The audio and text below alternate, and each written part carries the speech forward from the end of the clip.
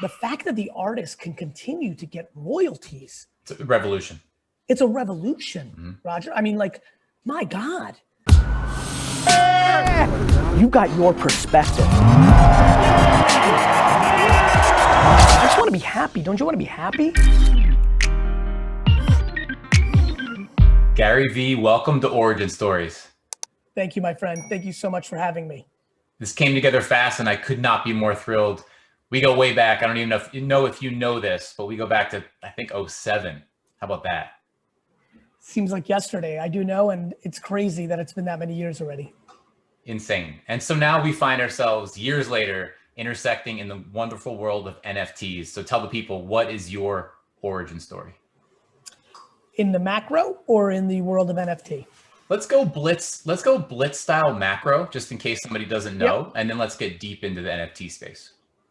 You know, born in the Soviet Union, very fortunate to be able to be a refugee and get out in the late 70s. Poor kid, lived in Queens and New Jersey. Parents made their American dream. Dad became a stock boy in a liquor store, eventually a manager, eventually bought his own small store, which meant we saved every penny, bought nothing. You know, that created with my natural entrepreneurial DNA and then my circumstance and environment, created incredible ambition and scrappiness, shoveling snow, washing cars, selling lemonade.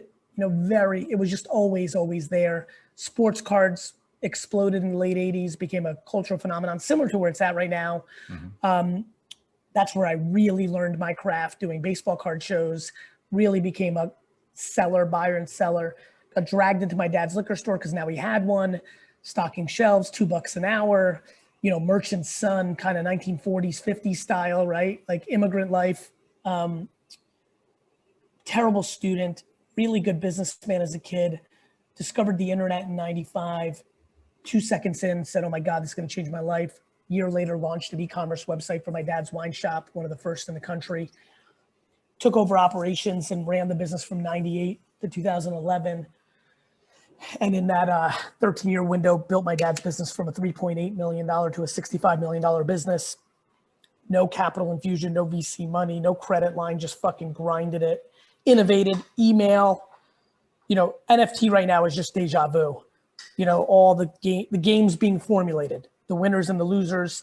There's some big differences, but a lot of similarities. Who were going to be the search engines? Who were going to be the domain sites where you registered your name? Who were going to be, you know, and then really it culminated with YouTube. I won on email and Google AdWords, but then YouTube changed my life. I started a wine show. I learned about content, became completely obsessed with the next revolution that I saw, which was social media. I've been talking about NFT as the third revolution for me personally. There's been a lot of technology. What's that? Connected those dots, social media, NFTs. I've been hearing you say that recently. For me, in my chemicals, 95, 6, just kind of internet, consumer internet, obviously was happening before. 2005, 6, social web 2.0, obviously was happening before with Friendster. Same with NFT now, right? You know, one of the reasons I posted a video for me in 2010 talking about virtual goods is I've been watching. You know, I bought Ethereum in 16, I bought Bitcoin in 14. I've been watching, but I haven't been talking because for me, I'm not the person that is there from day one and constantly there. I am there from day one and that I watch. And what I look for is why I've been talking since winter is the moment where I'm like, oh shit, it's time. I mean, I'm spending a ton of time on VR. I don't think I've said a single public thing about VR. And then in 2027, when it's time, I'll be very loud. The OGs will be like, hey, is this guy? And I'll be like, hey, OGs, I'm here to respect. You know, I'm on this podcast out of respect, to be honest with you. I did it with Web 2.0. I did it with Web 1.0. Like I watch and then I enter. I am definitely a consumer human more than a technologist. So that comes with great excitement, but also caution. And that's what I'm spending time on now. Caution, empathy, compassion, thoughtfulness. I love this time. You know, it's a little different for me this time because the last 2 times I was much more unknown. Mm-hmm. So I have to be more careful, more thoughtfulness this time because unfortunately well, I'm flattered by this, but unfortunately, when you want to be part of a community, you know, you have to be, your platform becomes your vulnerability. You know, I come in very respectful to the people that have been grinding and learning and building the tech and the early artists. And I'm not naive. I know that my projects and the things I care about will have a lot of eyes on them, which if I'm thoughtful will be good. And if I'm not thoughtful, ruins my reputation and upsets people. And so, you know, I hope the community can tell through my earliest actions over the last 6 or 7 weeks that I'm trying to be very thoughtful and I care about it. This is like the culmination of my life. I've never had a technology. Social media was close. I'm very human oriented. I love people. So social worked for me. I want to interact with people. I like replying to comments. It's not about post it and step away. It's about post it and listen, engage. I come from very little, so I never think I'm fancy. Like humility is an incredibly important foundation to my success. It may not come across that way. I know that I'm an aggressive communicator. I'm loud. I'm very excited, which sometimes I think people confuse for audacity, but I'm compassionate and empathetic, so I understand why. So I'm willing to deal with negative judgment up front because I know the truth wins, you know, so it's a very fun time. But NFT, my God, you know, the collectability aspect. Well, wait, before we get into that, what I want to double down on what you just said is the word respect. And what I hope that I personally can add to this equation, bringing you on to an origin story, telling that origin story, telling, you know, why did you enter the NFT space? What I can add, following you since 2007, you're loud sometimes, right? In sometimes the best of ways, but if someone catches you at just the wrong moment, just that literal wrong moment, they can have a different impression. What I personally want to say is I've watched you become obsessed with multiple things over the course of over a decade. And I can just say, my stamp, for whatever that's worth for anybody listening to this, you are a respectful person and the empathy is outrageous. And if you caught Gary at the wrong moment for whatever reason, keep listening and you will all come around in due time. That's made me emotional, so thank you. That's very, very nice of you. To your point, for example, this weekend, I'm like, oh shit, a lot of people who are in for a quick buck are going to run into this and buy some project because somebody told them it's going to go up.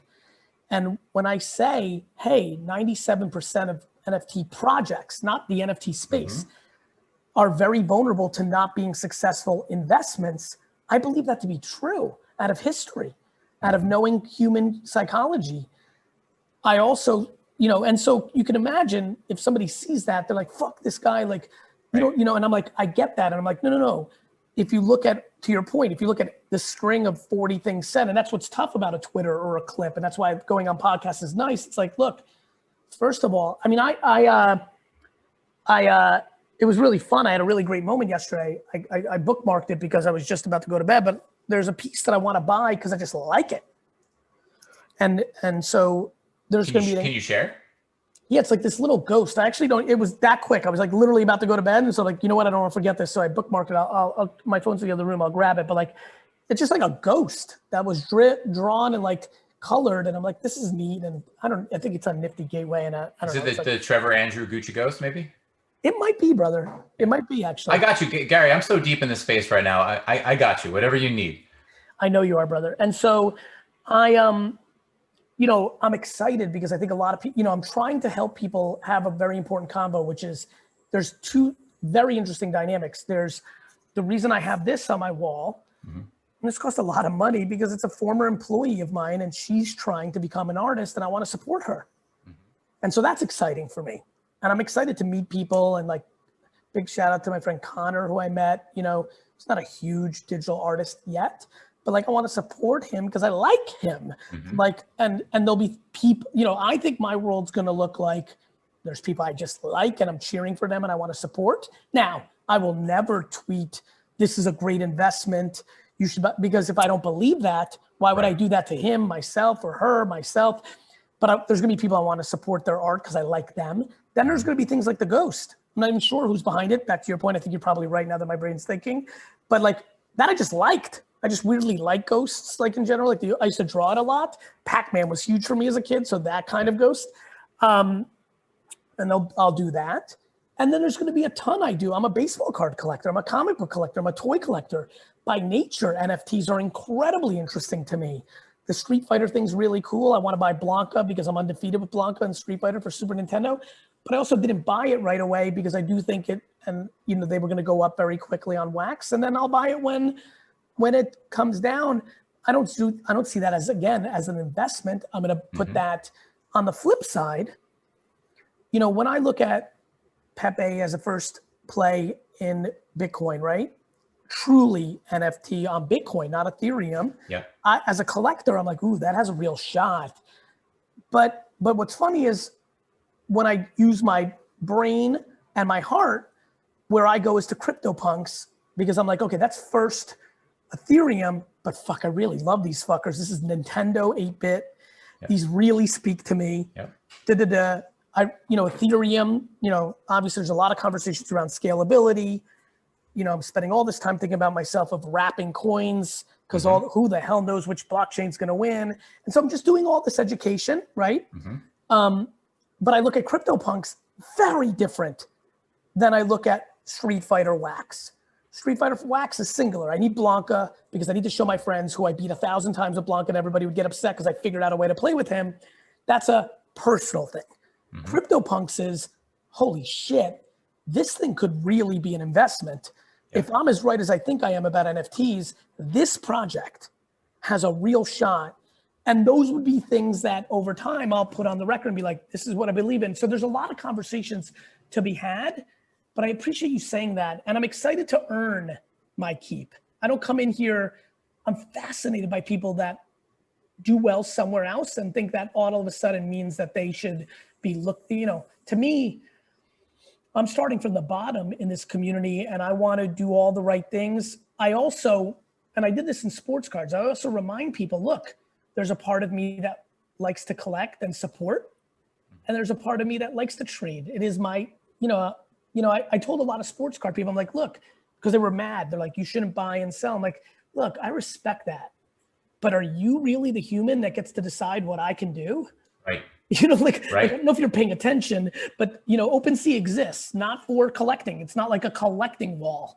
Like these things exist. And so, and it's a very delicate conversation, right? One of the reasons so many artists are not going to be quote unquote starving is because of a secondary market. And very true. What is remarkable, I mean, literally, I don't know if you can see this, they're starting to form, getting a couple little goosebumps here. Yeah.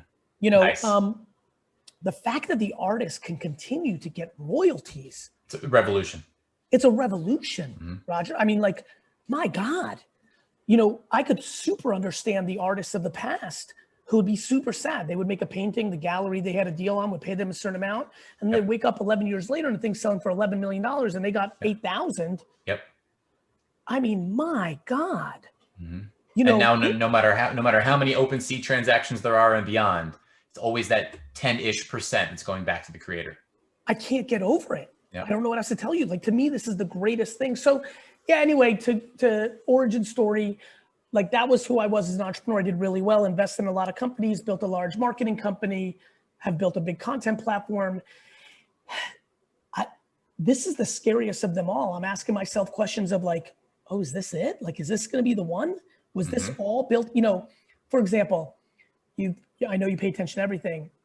You go, my team is finding all these videos of me doodling. I've never shared that part of me because I've never wanted to. You know, okay, I can't. You know, I'm going to poke around at that. Like Garyvee is where it's at. It just is. I can't believe that something that a lot of I posted 4 or 5 of my doodles, and I can't believe it. Like, I've always thought of myself far more creative than I've ever showed the world. It's actually similar to when I was the wine guy and then I started talking about business, and a lot of people were like, stay in your lane, wine boy, don't talk about business. And I was like, my God, I've always been a businessman. What's so incredible about minting and technology and vectoring and digital art, and I think there's gonna be millions of people who actually have artistic oomph, who are gonna dabble in a way that they never thought they could. And I think that's beautiful. It's gonna be an artistic revolution. Now, Now, I think a lot of people are going to misstep it because there's going to be so much conversation around finances. When people start seeing blah or people, or, you know, like they're going to see things that are going to confuse people. And this is, just for the community that's listening, this is what always happens. There's an art renaissance, and then comes commerce, and it gets a little blurry for a little bit. And just staying true to who you are during this time is imperative, because I do think it's going to be a little bumpy here for 24 to 36 months as it settles, similar to ICOs, I think, Raj. You know, if you go back 4 years ago, you had that kind of spike, and then you had all these coins, right? And it took market a little bit to level out kind of to where we are now. I don't think it will take 4 years, because I think we've learned from that, at least some people. And things are so compressed these days that may be a 1 year shakeout period. I think that's right. And I think that it's important to not get overly emotional about convincing. I think that's where a lot of people are going to get caught, the OGs trying to convince. Yes. I think I say, don't convince, have conviction. It's a great quote. So Gary, I have a bit of a thesis here. Maybe I'll present it to you, see what you think. I think two categories of artists win. I hate to be a cold language like that, because here for the art as well. I kind of share with you the trader philosophy as well as the empathy and just the love philosophy. So I appreciate you saying that. I think two categories win. I think artists, let's say the top, 25 loosely, that are identified as blue chip artists, I think they'll have a consistent shelf life forever and ever. And then I think the second category, and what I would encourage any artist that doesn't know or gets a bit confused to focus on, I think the niche artist who does a great job of, to your point, having conviction and focusing on his or her community, even if it's small to mid-size, I think will have that longevity as well. What do you think about that? I think that's right. I think there's I think both of those play out exactly to your point. I think that I also think it's the artist that genuinely cares about their community. And I think this is an important thing to talk about. There are a lot of artists who don't, and that's okay. I don't judge that. I just think that to build an economy around an art, everyone's like, oh, this is great. I, now the artist, don't have to rely on an agent or the gallery.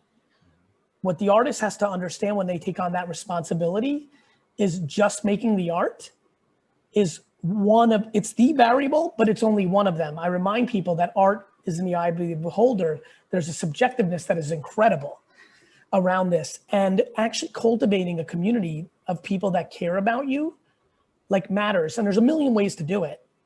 Banksy does it different than I do. The reason people care about me is I engage. Right.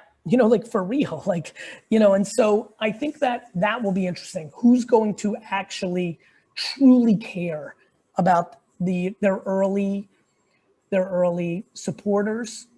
I've watched a lot of artists talk about being OG, and then even in 3 weeks have watched them be less about their original community than the new fancy people that are talking to them. Yeah, you're right. That's just real talk. So they were razzing, and then 3 weeks later, they're doing the behavior of what they were razzing because now they have the opportunity too.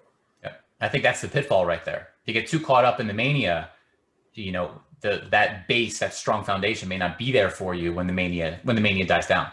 And I think the other thing, back to the, be nice on the way up because people catch you on the way down. I think the other thing people have to be empathetic to is supply and demand. Just because you're first doesn't mean you're best.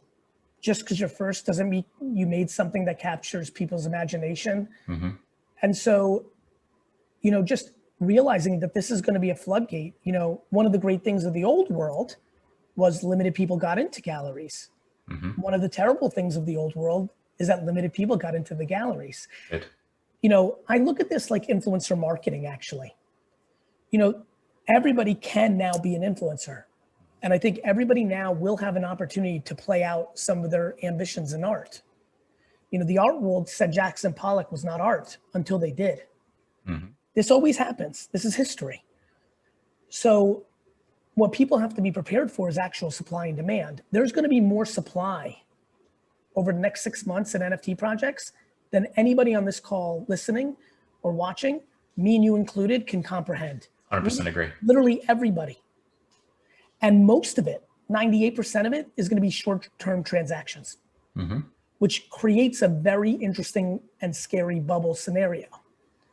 And so back to convincing and conviction, the OGs, the people that are really about it, the people that are here for, you know, for me, what shook me is like, oh, fuck, this is something I want to be a part of forever. Just like social media, right? You did your back work, you saw it, and now you're here.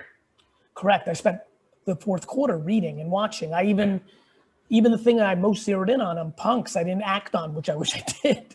You know, They've come a long way. They moved very fast there before I really got my hands around some. But I really wanted to do my homework. I needed to understand ERC 20 versus 721. Like I needed to be able to go on a podcast like this and not seem out of place, or like you're seeing with certain influencers and artists. I didn't want to do a project so fast where I didn't know I didn't know about all the metadata at first. I needed to understand for myself what would happen if a blockchain lost long-term. Could I wrap the tokens? Like I didn't even know what the term wrap meant, you know, 6 months ago. You know, I knew the macro thesis. I knew virtual currency was real for a long, long time. Hence, I'll be bringing out those videos to make sure everyone knows. But, you know, I understood a closed ecosystem of a skin in a video game. I understood a closed ecosystem of a Madden card. This brings this now to everything. And by the way, we're talking about a very narrow use of the blockchain and NFTs. I mean, this is incredible where this is actually going, from a ledger at scale to the digitalization of everything. I mean, we are in prehistoric days of this. Yes. Gary, I want to play a game. So I know you love questions. I know you thrive in questions. And so I do something called a lightning round. I wanted to bring it in a little bit earlier and start hitting you with some rapid fire. I have some topics and I have some questions from the people. You ready for them? Please. All right. The first question I think everyone wants to know, was the first time you saw the word NFT, the concept NFT, the very first mention that captivated you? Captivated me or the mention? Let's go mention first, captivated second. Mention's a while. Like, I remember thinking like, what's fungible? Like we're talking years now, right? You know, again, a big shout out to Aaron Battalion, who's an incredible CTO, co-founder of Living Social, which was a Groupon competitor back in the day in 2016, 17 range in a hotel room in Austin, Texas. He broke down Ethereum for me. And I understood, I'm like, oh, okay, this is like, in my most basic form, I'm like, okay, Bitcoin is this thing. Ethereum feels like developers will build on top of it. Like I thought API, I thought platform. It got my brain thinking differently. And so very quickly after that, I already kind of like started hearing of NFT. The time it really caught my attention was probably about March of last year. Like something kind of caught my attention. I was getting big, you know, I was obviously deep in the sports card world. COVID hit and I was scared shitless to make sure my companies were okay. And I just needed like 30 minutes, you know, occasionally just to like learn and be creative. And that's where I kind of like stumbled on maybe, you know, I don't want to make it up. So I just kind of like, I definitely knew about the Garbage Pail Kids wax thing. That was one of the first things I found too. Interesting, because that was, you know, obviously very much because I was deep into what's going on, you know, but that one, that was interesting to me because I'm like, what's wax versus Ethereum, you know, it's like, oh, different blockchains. Punks hit my radar, you know, lightly. And, you know, I'd seen some tweets, you know, I also knew the original developers from back, like the web 2.0 days. I knew the names.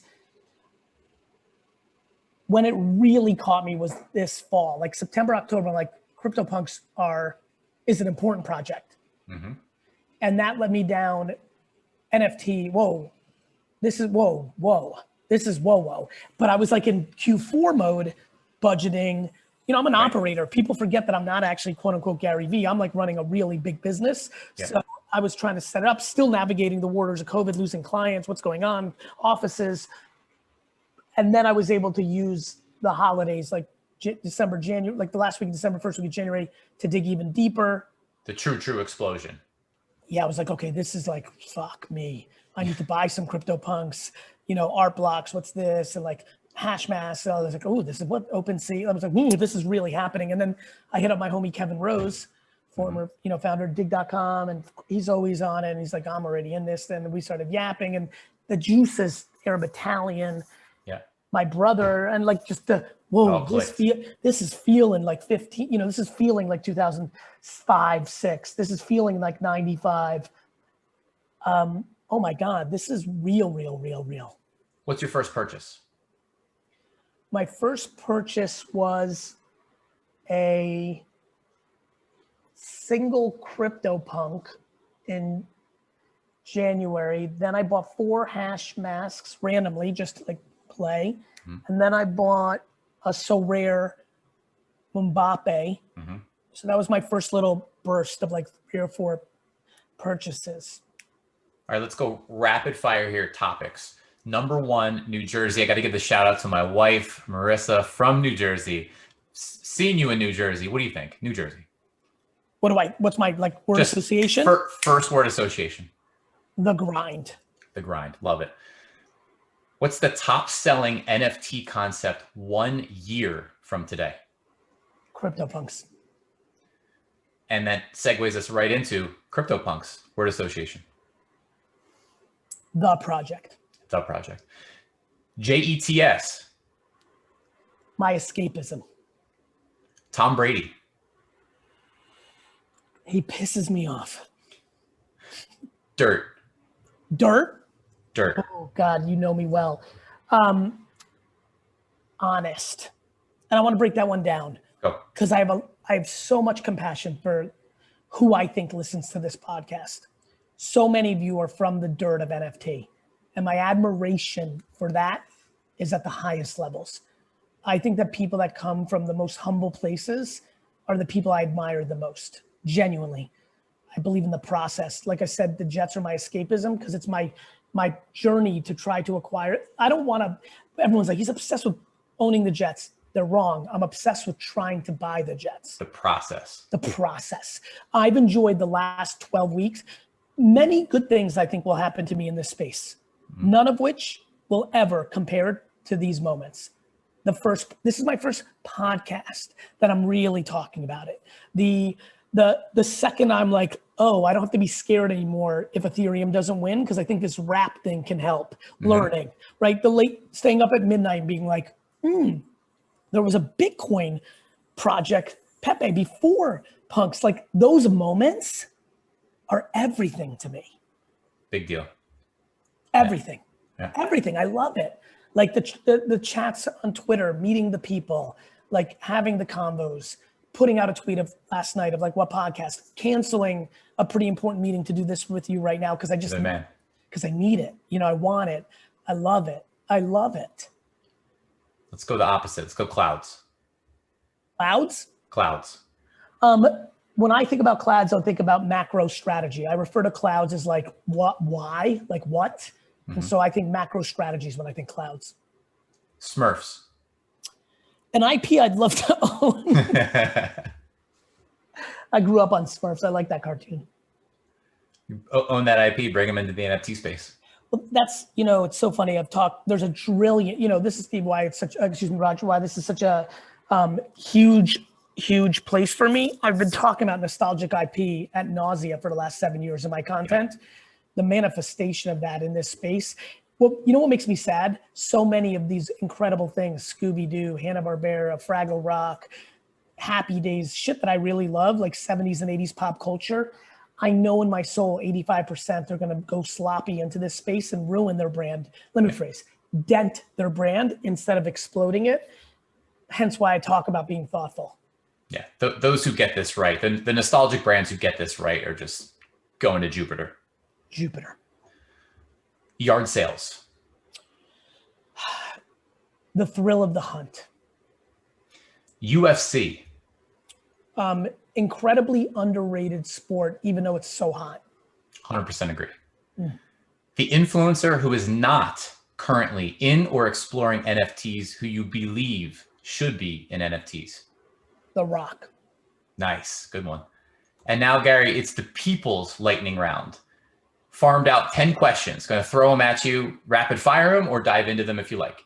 Number one, shout out Zook D. If the Jets win the Super Bowl, what current artist would you, Garyvee, commission to make a one-of-one of the moment?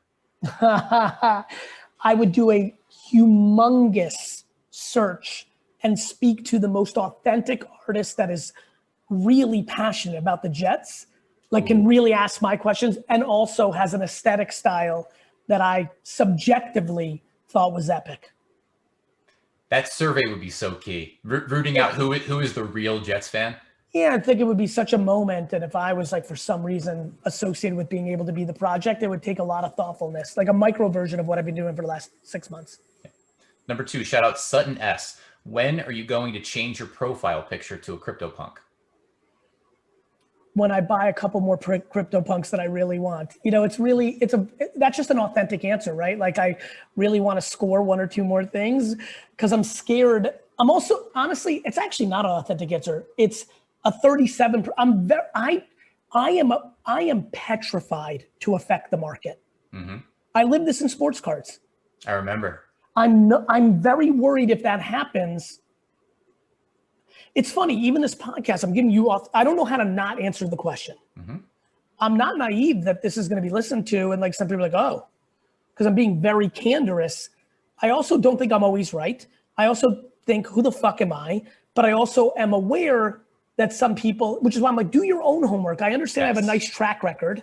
Mm-hmm. I do have a nice track record. I do believe in my picking ability. Mm-hmm.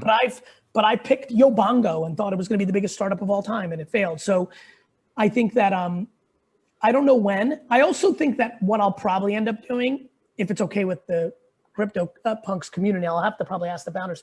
I kind of want to like get someone who's talented enough to make their own custom version of me wearing like a green cap, a purple cap or a green cap, so I don't know when I'm going to do it, but I do think it will happen at some point.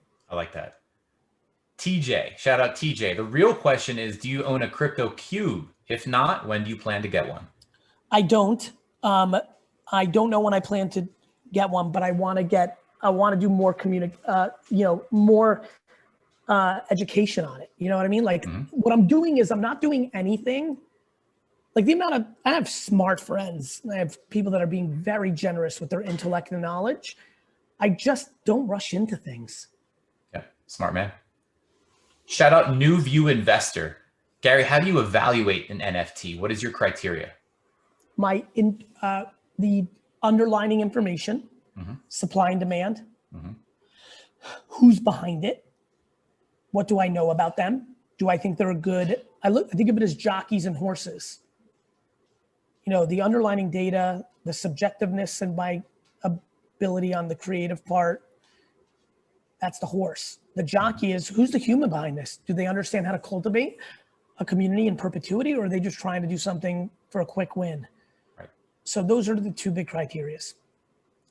Shout out to Wheel. NFTs with a physical counterpart. Does a physical devalue the NFT, or does it not matter? My intuition is that it enhances. Mm-hmm. I think it broadens people's intrigue. I think it's another data point to make it interesting. I don't know where the community sits on this, if they think that eliminates its purity. I could see a path to that. I also don't think anybody gets to make the rules. And I think that people that just want to do the NFT are right for them and themselves. And I think the people that want to do the physical counterpart are right for them and themselves. Yeah, I think that one of the bigger issues right now in this space is the physical custody. No one knows how that's going to play out, right? Once that NFT with the physical counterpart is sold, the physical is distributed, and then that NFT is reposted on a secondary sales site. Do you get the physical? Do you not? What condition is it in? Did someone open? I think that's one of the bigger issues. I imagine someone's going to step in and take care of that. It's funny. For me, my intuition is that they should be separated immediately. Mm-hmm. That the NFT, that's what's amazing about the blockchain and the ledger. It's like so incredible. It is. And I think let the real world do its real world thing. You're not going to ever be able to attach it. You've already created a vulnerability if you think you're going to attach it because of condition, provenance, like what really happened. Right. I think it's a nice to have. It's an added value. It isn't the thing. Right. Is how my stomach thinks of it. Yeah, I think it's either that, and that's probably most cases. And then I imagine there's a service that comes out that does take custody and mercantile it, and it just sits somewhere. Exactly. I think that's right. Shout out Joel Miyazawa. what is your biggest pain point with NFTs? You know what's so funny? My brain went here right away. It's my knowledge that it's going to get mucky here. Mm-hmm. Mm-hmm. You know how this plays out. I know how this plays out. And I remember the hurt feelings of people I loved in Web 2.0 when it started crossing the chasm of being commercialized. And the purity of we're going to change the world mixing with monies.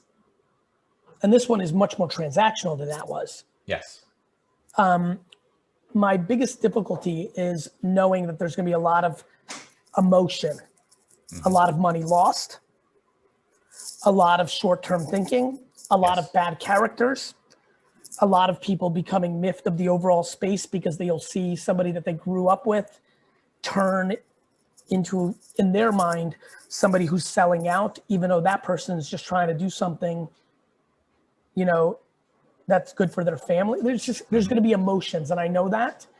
And so because I know that, it's like, ugh, this is why I think I'm speaking the way I am to everybody, which is like, hey, be prepared. It's okay. It's okay. Like, let go of convincing, lean into conviction, do it your way, because you'll win in the end.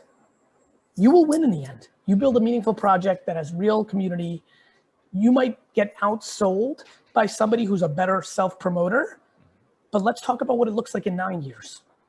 And that's what I always play for. That's the biggest deal, is ignoring the person who's outselling you now. Correct. Because it's so easy to look at that. It's just and having the humility to not impose your way of seeing this on everybody. Yes.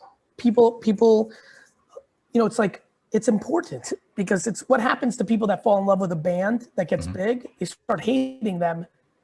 That's right. But you didn't get to control, you know, you don't get to control what the band's doing. You get to control how you enjoy it. You're in charge of that. That's right. I knew about them first, right? It's that whole thing. Which is going to happen a lot right now. Yeah, no question. Shout out to Bill Ellis, fabulous artist, by the way. How do we guarantee the longevity of the NFT space? It's been guaranteed. Nice. Good answer. Good answer. Also, Bill Ellis. Okay. It's real. Let me just triple down in that. Yeah. It's, you know, Google is a very big search engine. I was there when everybody was fighting it out. Yahoo, Dogpile, you know, Ask Jeeves, like all these things. Ask Jeeves, good reference. You know, and a lot of them were worth a lot of money on paper and they went to zero. But search engines are here. Yep. NFT, collectibles, arts, and all the music and all the beautiful things that are coming will be here for everyone's rest of their life. Is there a concern that all this gold rush will hurt the brand to the overall market? Of course. Will that not matter in the end? Of course. People thought the internet was a fad when the stock market collapsed in April of 2000 and everyone dismissed the internet. That's when I tripled down on the internet and changed my life. Yeah. Do I think there'll be a crash of things that are selling for a lot of money right now? I do. I really do. But do I think that eliminates the market? No, I do not. Yeah, it's inevitable, but I like your initial answer of it's already been guaranteed. Also a question from Bill Ellis. When are you, Garyvee, going to drink whiskey with me and Roger? I'm open to it. I actually, you know, I am still through and through a wine man, and when my whiskey friends bring it out, but I am far from scared of having a good whiskey or a good bourbon, or, you know, you know, don't forget, my family owns a liquor store. I've got some stuff. That's right. I've got some stuff. I got some Pappy. I've got some stuff. I've got some Japanese stuff. I've got some stuff. So I'm in for it. I'm in for it. Nice. Shout out Danette. Danette, were you bidder 65, Gary, in the Blau auction? I was not. I saw that. That was not me. And I'm so happy for Blau. I really am. And talked to him a bunch before the process, but I was not. Shout out Nicholas Costa. Where do you source your information in the NFT space? Who are you following? It's funny. What a great question. I'm just following a lot of voices. I get into rabbit holes, speaking a lot to friends that I really know, like Scott Belsky, Kevin Rose, Lazaro, talk to those kind of characters who are a little bit more outside of it, right? Then I follow and listen to you, Maddie, down in Australia. DCL blogger. Shout out Maddie. Huge fan. You know,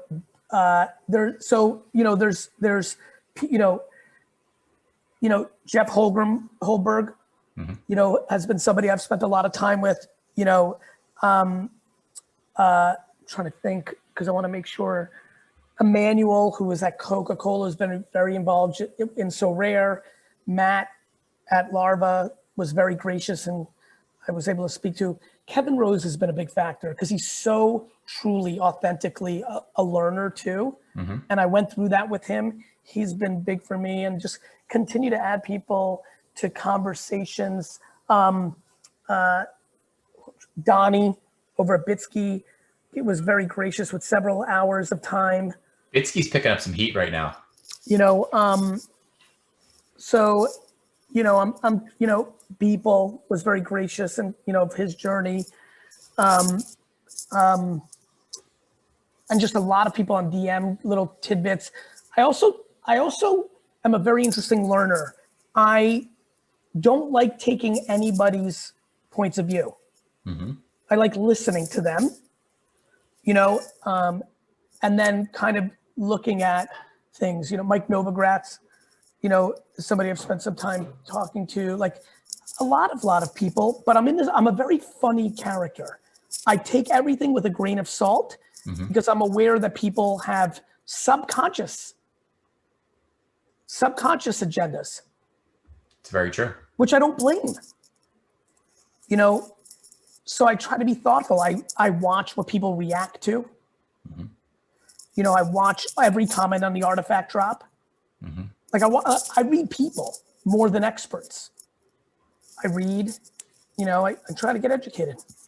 Gary, that's why I love this so much. I love seeing you dive into NFTs because I've seen you dive publicly into other things before. And I've seen your process before. And I've seen you get your hands dirty before. I've seen you go out there and like when it came time, right? When that came time and when the next book came time, I've seen you get out there and then I've seen you pull back and go through this process that's as old as time. I love that our paths intersected in this space and seeing you do it here. It's really meaningful to me separately. And I just think that everyone listening to this in NFTs should be really excited that you're doing it. I appreciate that. I like being good for communities and I know how to do it. And I think when you have a big microphone like I do, which I've earned, so that there be no confusion. No doubt. I'm going to be very careful with it, incredibly. And I will make micro missteps because we all do. But I think when you have a platform, those get compounded. So I'm petrified to do so. And I just really enjoy this community so much. And look, I mean, let's call a spade a spade. There is the art combo. There is a heavy layer of collectability in this. A lot of the tokens are very grounded in video game, sports card, comic book culture, something that I feel deeply comfortable in. Deeply.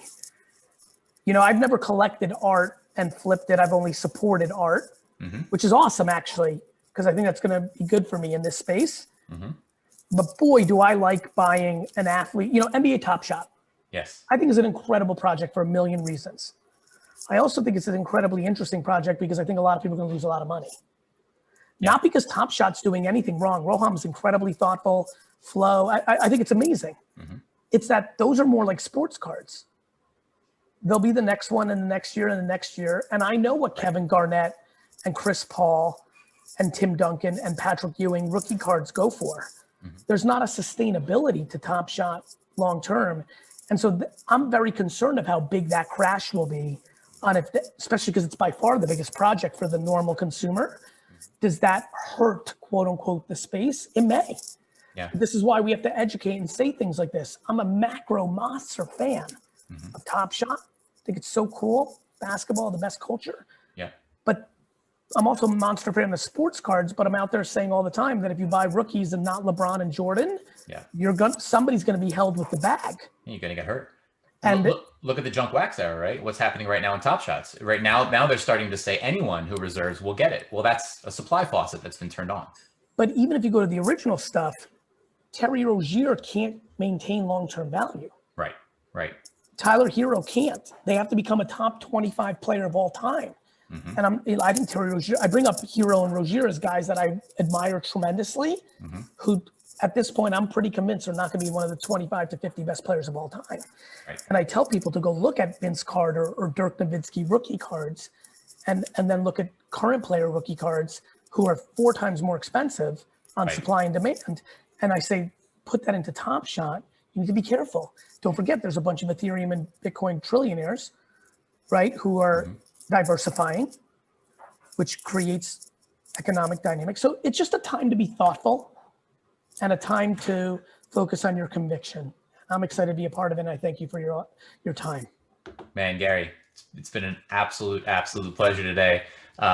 Let's grab that glass of whiskey with Bill Ellis sometime. Send me a DM. Let's do that. I will. Absolutely. Right. Love Thank you. you, Gary. I'll talk to you soon. Bye-bye. Bye. YouTube watcher, what's up? It's Garyvee. First of all, thank you so much. I hope you're doing super well during these times. I also want to ask you, please subscribe, because my commitment and exploration of YouTube is about to explode. Stories, polls, more content, more engagement, more surprise and delight. This is the time to subscribe. I hope you consider it, and I hope I see you soon.